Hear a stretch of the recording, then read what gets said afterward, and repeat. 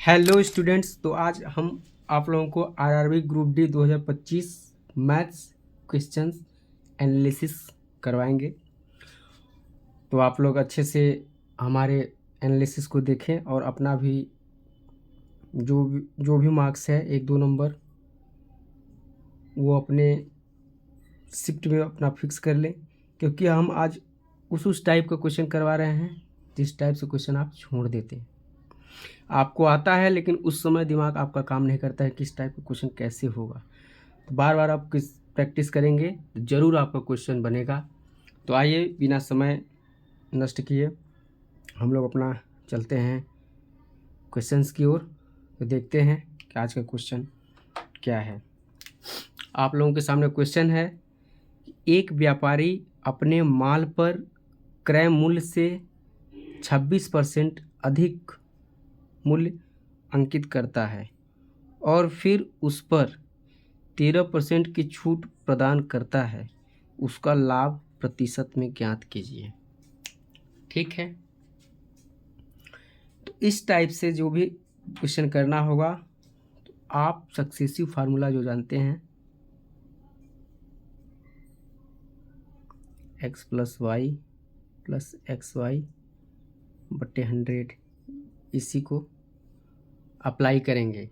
यहाँ ध्यान क्या देना है, लाभ को पॉजिटिव लेना है और हानि या मान लीजिए छूट रहेगा तो छूट को नेगेटिव लेना है। ठीक, तो आइए हम लोग चलते हैं सवाल को हल करने। देखिए अब यहाँ पर ये x हो जाएगा, y हो जाएगा। कह रहा है क्या, 26% अधिक, अधिक मतलब पॉजिटिव, इस 26 को पॉजिटिव लेना है, प्लस यहाँ 13% की छूट देता है। छूट अभी हम बताएंगे, हानि और छूट को माइनस में लेना है तो यहाँ हम -13 कर दे रहे हैं, प्लस xy, x की वैल्यू 26 ही रहेगा, y की वैल्यू -13, तो वहाँ ना करके मैं यहीं पे 13 कर दे रहा हूँ बटे 100। अब इसको सॉल्व करेंगे, 26 में से 13 गया, 13 माइनस इसका मैं मल्टीप्लाई कर दे रहा हूँ, 13 × 6 = 78, 7 और 13 दूना 26 और 26 7 कितना हो जाएगा, 26 4 30 3 33, 100 है तो 2 अंक पर दशमलव। अब इसको हम जब सब्ट्रैक्ट करेंगे तो देखिए कितना हो जाएगा। आप इसको इस तरह से भी कर सकते हैं, 13 है, 13 में 3 गया तो सीधे सीधे बच गया हमारा 10। अब 10 में हमको माइनस करना है 0.38 को। ठीक, तो आपका ओवरऑल आ जाएगा 9.62 आ जाएगा। जब इसमें से माइनस करेंगे तो 9.62 आ जाएगा। तो ओवर हमारा क्या आ जाएगा, ओवरऑल 9.62 इसका आंसर होगा। ठीक, तो आशा करते हैं कि यह जो कॉन्सेप्ट हम बताएं आपको अच्छे से समझ में आया होगा। अगर नहीं समझ में आया है तो फिर एक बार समझिए कि जब भी कभी भी आपके सामने इस प्रकार का क्वेश्चन आए कि क्रय मूल्य से इतना अधिक कर दे रहा है और फिर उस पर इतना छूट दे रहा है तो उसका लाभ प्रतिशत ज्ञात कीजिए, वहाँ पर सक्सेसिव फार्मूला आप तुरंत लगा दीजिए।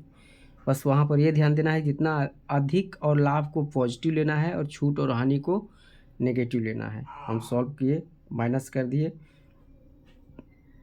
9.62 इसका आंसर हुआ। यहाँ पर ऑप्शन ए सही है। ठीक है, आइए चलते हैं हम लोग अब नेक्स्ट क्वेश्चंस की ओर।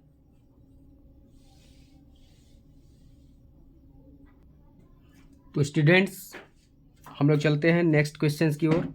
जैसा कि नेक्स्ट क्वेश्चन है आप लोगों के सामने कि एक गोले की त्रिज्या 7 सेंटीमीटर है, उसका पृष्ठीय क्षेत्रफल ज्ञात कीजिए। पाई बराबर 22/7 आपको यूज करना है। ठीक है, तो स्टूडेंट्स एक बात मैं आप लोगों को बता रहा हूँ कि जहाँ कभी मेंसुरेशन के क्वेश्चन में क्षेत्रफल पूछा हो, चाहे किसी प्रकार का वक्र पृष्ठ क्षेत्रफल हो, संपूर्ण क्षेत्रफल हो, चाहे सिंपल क्षेत्रफल हो, कभी भी क्षेत्रफल पूछा हो और वहाँ ऑप्शन हो आपके पास, तो सवाल पूरा मत हल कीजिएगा।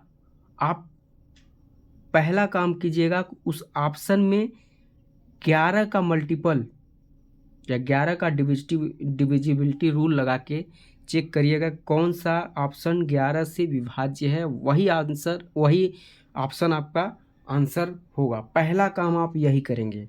ठीक है, कब करना है? जब केवल क्षेत्रफल की बात किया रहेगा तब, इसके बाद बाकी कुछ नहीं करना है।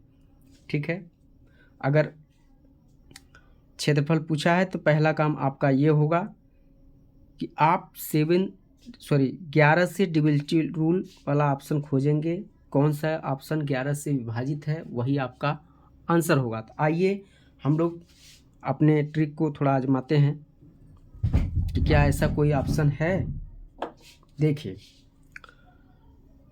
क्षेत्रफल हमारे यहाँ पूछा है, 11 का डिविजिबिलिटी रूल वाला ट्रिक हमारा यहाँ फॉलो होना चाहिए। 11 का डिविजिबिलिटी रूल आपको हम बता दें कि क्या है।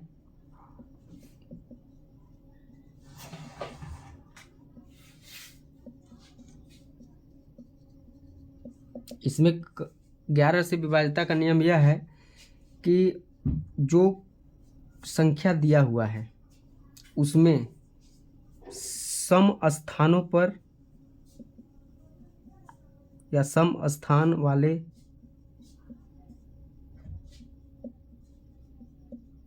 अंकों का योग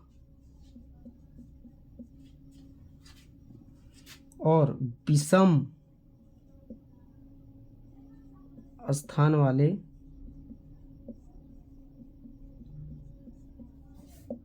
अंकों का योग फाइंड कर लीजिए और उसका अंतर कर दीजिए, मतलब उसमें माइनस कर दीजिए।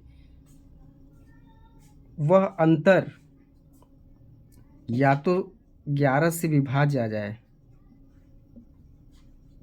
या शून्य आ जाए, तो वह संख्या भी हमारे 11 से क्या होगा? विभाज्य हो गया। कहने का मतलब यह है कि सम स्थान वाले अंकों का योग और विषम स्थान वाले अंकों का योग का अंतर करने पर या तो वह 0 आ जाए या वह 11 से विभाजित कोई संख्या आ जाए, तो हमारे संपूर्ण संख्या 11 से विभाज्य होगा। तो आइए देखते हैं क्या ऐसा कोई संख्या है। हम यहाँ देखते हैं पहला, दूसरा, तीसरा। तो पहला और तीसरा को जोड़ दे रहे हैं हम, विषम स्थान वाले अंकों को। 6 कितना हो गया? 12। ठीक, अब यहाँ दूसरा, चौथा तो है ही नहीं तो दूसरा ही ले रहे हैं। दूसरा कितना है? 1। अंतर कर दिए, कितना आया? 11। पहला ही ऑप्शन 11 आ गया, अर्थात यह 11 से विभाजित है, इसलिए हमारा जो आंसर होगा वो ऑप्शन ए होगा। ठीक, दूसरा एक बार चेक कर लेते हैं हम लोग, लेकिन वैसे होना नहीं चाहिए। अब देखिए यहाँ 6 कितना हो गया? 7। 7 में से 6 गया 1, 11 से विभाज्य नहीं है।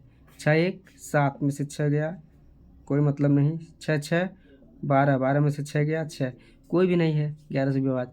ऑप्शन ए ही 11 से विभाज्य है, इसलिए हमारा आंसर ऑप्शन ए होगा। तो स्टूडेंट्स, अगर मेरा वीडियो आप लोगों को पसंद आए तो आप लोग मेरे चैनल को लाइक, शेयर और सब्सक्राइब जरूर करें। मिलते हैं फिर नेक्स्ट वीडियो में।